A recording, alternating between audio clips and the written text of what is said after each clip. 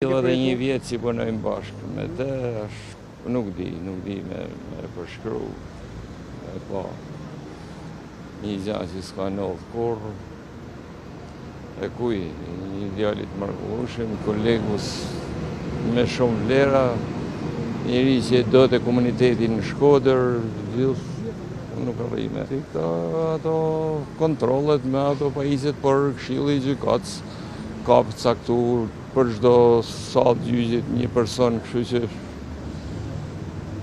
ndoshta vetëm ato pajisjet që detektojnë armë, nuk e dim, duket nuk funksionojnë. Çështje mjaft problematika, që kjo ka filluar që në vitin 1994, kur gjykata apelit ja ka njohur familjes Shkami këtë pronësinë mbi Trollin, një vendim i kontestum prej shumë personave që ka sjellë pastaj ndërkohë Bashkia e Shkodrës kishte sterhuar në shkollën rezerva, kishte sterhuar një numër konsiderueshëm rreth 30 familjesh në vitin 1992 dhe këtu kanë lënë pastaj ato. Derisa ato morën pra arritën me bë privatizimin, blenën ndërtesën, dhe pasi blenën ndërtesën më në fillon me kërku që të hynin në posedim ndërtesë duke nxjerrë jashtë banorët që ishin. Nuk kam fjalë ta përshkruaj dhimbjen që ndjej personalisht, po besoj gjithë trupa gjyqësore. Ne humbëm një koleg, një njeri me shumë vlera. Më besoni, është jashtë çdo lloj imagjinate që mund të ndodhin gjëra të tilla.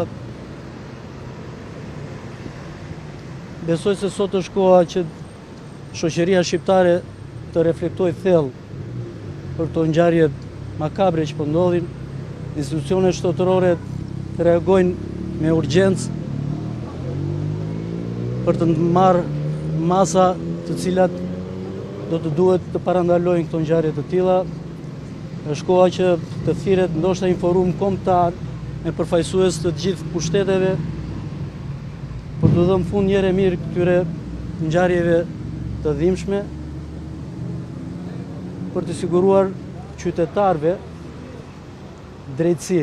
Është e pamundur që qytetarët marrin drejtësi nëse gjyqtarët janë të kërcënuar. Duke qenë avokate, isha në prani të gjykatës së apelit për zhvilluar procesin tim gjyqësor.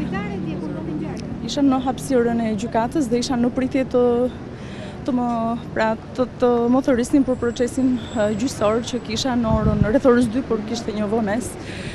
Në fakt, të humbasi një gjyqtar jetën teksa jep vendimin në emër të Republikës së Shqipërisë është një akt i paprecedent dhe është një dëshmi e qartë në fakt që shteti i së drejtës nuk funksionon dhe institucionet po ashtu e kanë humbur qëllimin e tyre.